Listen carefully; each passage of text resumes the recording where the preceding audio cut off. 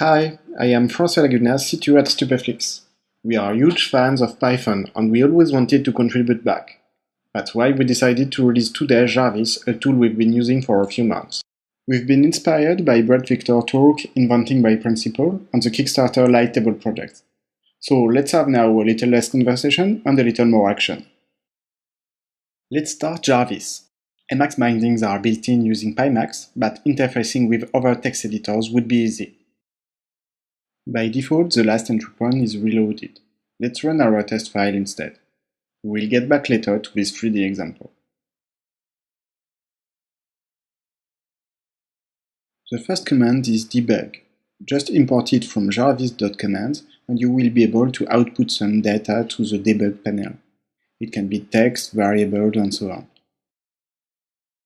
As you can see, as soon as you save your file, the code is re-executed and the display will be updated on the right. This is similar to the Django test server, which reloads your web app as soon as you save your file. If an exception is raised, it will be displayed in the error pane.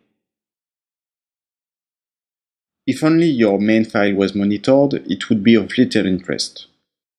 Fortunately, Jarvis is following every import you make, so if a single file is modified in import tree, everything will be reloaded. Jarvis is using some low-level Python tricks, so the reload is light fast, even with large code base.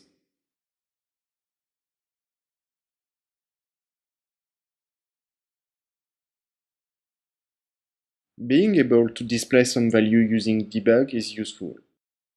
But adding debug statements right in the code is not very satisfying. While running your code, Jarvis will use Python tracing abilities and will record local variables for each line of your code. Better than debug is live inspection at any place in your code without any delay.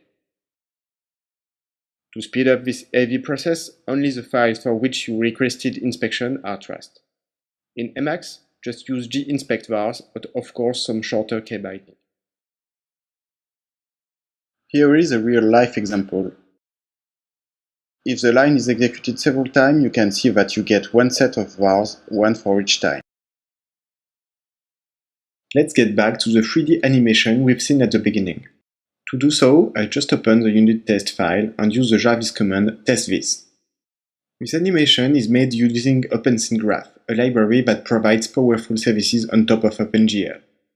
To display a scene graph, just use the debug OSG command in your code. It's very easy to extend Jarvis. I wanted to live test a custom GLSL shader, so I just added it to the set of monitored files. Now, each time I change the shader, the code is reloaded as well. Here, I am playing with the scene parameters. I change the width of the path and its color.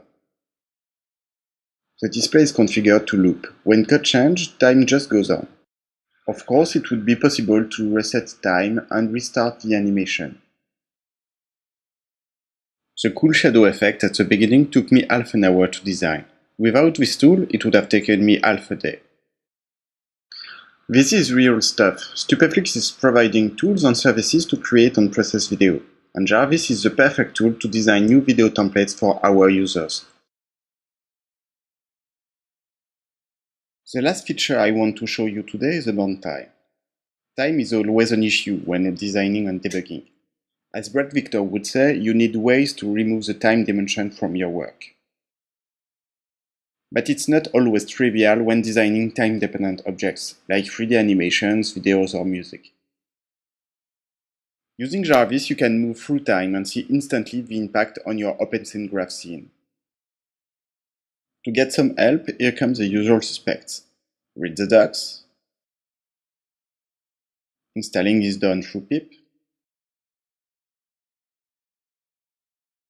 And finally, you can contribute through GitHub.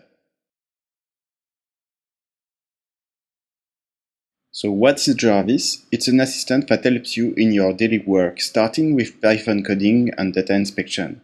But future additions will include instant switching between code versions and comparison, running your tests as soon as a related code change, and much more to come. Please don't follow me around with it either, because I feel like I'm going to catch on fire spontaneously.